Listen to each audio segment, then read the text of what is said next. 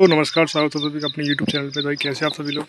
तो भाई आज मैं आपको कराऊंगा, मैंने आपको कल बताया था कि आपको मैं कल नॉर्मलाइजेशन के ऊपर बताऊंगा कि यूपी पुलिस कांस्टेबल में जो अभी वैकेंसी अभी चल रही है उस एग्ज़ाम में किस हिसाब से नॉर्मलाइजेशन होने वाला है, और भाई कितने कितने नॉर्मलाइजेशन में नंबर बढ़ सकते हैं, किस शिफ्ट में बढ़ेंगे नंबर और किस में घटेंगे, वो सब बात करूँगा, डिस्कस करूँगा। ठीक है, तो भाई चलिए शुरू करते हैं। तो भाई ये देखिएगा, यहाँ पर दिखाता हूँ। सबसे पहले बहुत भाइयों का डाउट है कि भाई क्या इस वैकेंसी में जो वैकेंसी चल रही है उसमें यूपीएसआई जैसा का नॉर्मलाइजेशन होने वाला है। कि भाई आपको पता है कि यूपीएसआई में जो है ना 30 से 40 नंबर तक नॉर्मलाइजेशन में बढ़े थे बच्चों के। ठीक है, क्योंकि 14 की शिफ्ट में तो ना 14 की फर्स्ट में और सेकंड में तो थे 30 40 20 30 नंबर बढ़े थे भाई, बहुत ज़्यादा बढ़े थे नंबर। तो भाई इसका फैक्टर क्या है आपको बताता हूँ पूरा। इसका फैक्टर भाई देखिएगा कि 14 की शिफ्ट में, यानी कि 14 की जो शिफ्ट थी उनमें, और उनमें क्या था कि 10 से 12 क्वेश्चन तक रॉन्ग थे। ठीक है, आप बताइए, अगर किसी शिफ्ट में 10 से 12 क्वेश्चन रॉन्ग होंगे तो भाई शिफ्ट कितने नंबर पर आ जाएगी। अगर 150 क्वेश्चन का नंबर है, 150 क्वेश्चन का पेपर है, तो उसमें 10 क्वेश्चन अगर रॉन्ग भी हो जाए तो 150 में से 160, अगर 160 का पेपर है तो 10 क्वेश्चन गलत होने के बाद 150 क्वेश्चन हो जाते हैं। तो भाई जो 150 क्वेश्चन होने के बाद जो नंबर बनता है, तो भाई ये बहुत ज़्यादा कम हो जाता है। ठीक है, जैसे हमारे पास ये 160 जो है वो 400 नंबर का था। अब 10 क्वेश्चन कम हो गए तो उसमें से कम हो गया, 375 का हो गया। तो 375 का नहीं करके ना वह इस 160 को हम 400 तक पहुंचाते हैं। तो क्या होता है कि ये जो था एक क्वेश्चन 2.5 नंबर का था, अब ये 150 क्वेश्चन है। अब इसकी वैल्यू जो थी, यानी एक क्वेश्चन की वैल्यू बढ़ जाएगी, लगभग 2.7 के आसपास हो जाएगी एक क्वेश्चन की वैल्यू इसमें, 150 क्वेश्चन में जब 400 को भाग करोगे तब। ठीक है, तो ऐसे हिसाब से नॉर्मलाइजेशन बढ़ा है। यानी कि जिस शिफ्ट में, यानी यूपीएसआई में जिस शिफ्ट में जितने ज़्यादा क्वेश्चन गलत थे उतना ही नॉर्मलाइजेशन मिला है। ठीक है, जैसे 10 क्वेश्चन गलत तो 25 नंबर प्लस हो गया ऑटोमेटिक, भाई देख सकते हो आप। ठीक है, तो इस हिसाब से ये नॉर्मलाइजेशन हुआ यूपीएसआई में। लेकिन कांस्टेबल में ऐसा नहीं है बिल्कुल। ये कांस्टेबल में क्या है कि इस हिसाब से, यानी कि पिछली इस कंपनी ने जो भी एक यूपीएसआई एग्ज़ाम कराया था इसने, उस कंपनी ने 2 एग्ज़ाम करा दिए, एक यूपीएसआई का और एक एसएसजी वाला, यूपीएसजी वाला, नहीं यूपी होमगार्ड वाला। तो ये 2 एग्ज़ाम उसने करा दिए हैं। तीसरा था हमारा यूपी कांस्टेबल वाला। तो इस, यानी कि जो गलती यहाँ पर की थी और जो गलती यहाँ पर की थी, यानी यहाँ पर तो इजी पेपर और क्वेश्चन ज़्यादा रॉन्ग कर दिए यूपीएसआई में, और इसमें क्या कर दिया, लेवल अच्छा बना दिया। लेकिन फिर जब भर्ती बोर्ड ने कहा कि भाई आप ये सब क्या कर रहे हो, कि आप कभी ये एग्ज़ाम इजी कर दे रहे हो, क्वेश्चन गलत डाल रहे हो, तो इससे इससे जो है कंपनी को भी दोष लगता है और भर्ती बोर्ड को भी दोष लगता है।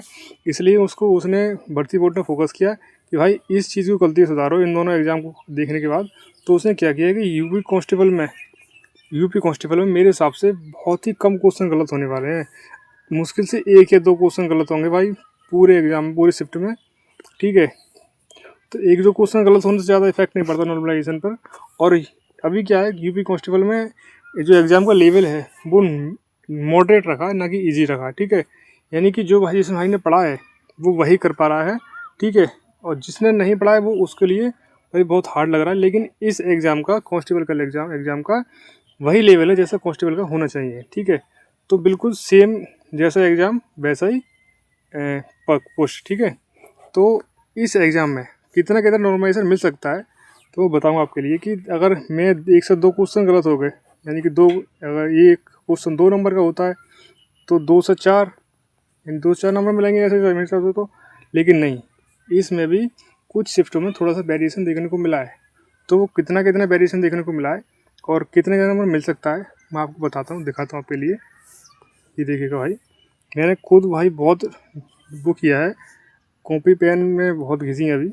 तो ये बना है मेरे हिसाब से कुछ, यानी कि यूपी कांस्टेबल में शिफ्ट वाइज नॉर्मलाइजेशन इतना ज़्यादा होने वाला है। जैसे 8 की पहली शिफ्ट में, 8 जून की पहले शिफ्ट में सबसे ज़्यादा नॉर्मलाइजेशन होने वाला है।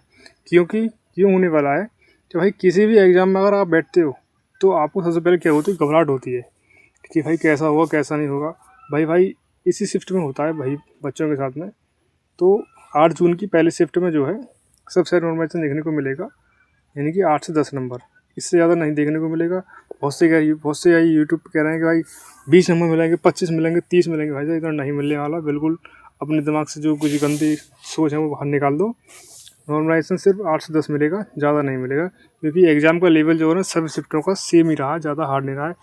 क्योंकि किसी शिफ्ट में जीएस हार्ड गुजरी, किसी में हिंदी हार्ड गुजरी, लेकिन मैथ रीजनिंग का जो लेवल जो था बिल्कुल सेम रहा था, ज़्यादा अंतर नहीं देखने को मिला था। तो भाई एग्ज़ाम का लेवल सेम ही रहा है। और 8 जून की पहले शिफ्ट में 8 से 10 नंबर, ठीक है। और दूसरी जो शिफ्ट हार्ड होता जा रही है वो 10 से 10 की सेकंड शिफ्ट होता जा रही है, तो उसमें 6 से 7 नंबर नॉर्मलाइजेशन मिल सकते हैं। और 9 की सेकंड शिफ्ट उसमें भी अच्छा बताया जा रहा है, तो 5 से 6 नंबर उसमें मिल सकते हैं। 9 की फर्स्ट शिफ्ट में 4 से 5, और 8 की सेकंड शिफ्ट में 3 से 4 नंबर मिल सकते हैं। और सबसे इजी शिफ्ट जो बताई जा रही है वो 10 की सेकंड शिफ्ट बताई जा रही है मेरे हिसाब से, ठीक है। तो भाई ये कुछ नॉर्मलाइजेशन था। अगर आपके नंबर थोड़े से कम भी बन रहे हो तो भाई घबराएं नहीं। अगर जैसे किसी भाई के 240 के आसपास बन रहे हैं तो भाई घबराएं नहीं। अगर किसी शिफ्ट में उसका अगर 10 नंबर भी बढ़ा तो भाई 250 हो जाएगा, तो भाई उसका आराम से सिलेक्शन हो जाएगा, ठीक है। घबराएं नहीं। अगर जितने नंबर आपके हैं उन पर आप उस मोटिवेट रहो और अपने आने वाले एग्ज़ाम की तैयारी करते रहो, ठीक है। चलो भाई मिलते हैं अगली वीडियो में। अगर कोई भी डाउट हो जरूर कमेंट करें। तब तक के लिए जय हिंद, जय भारत।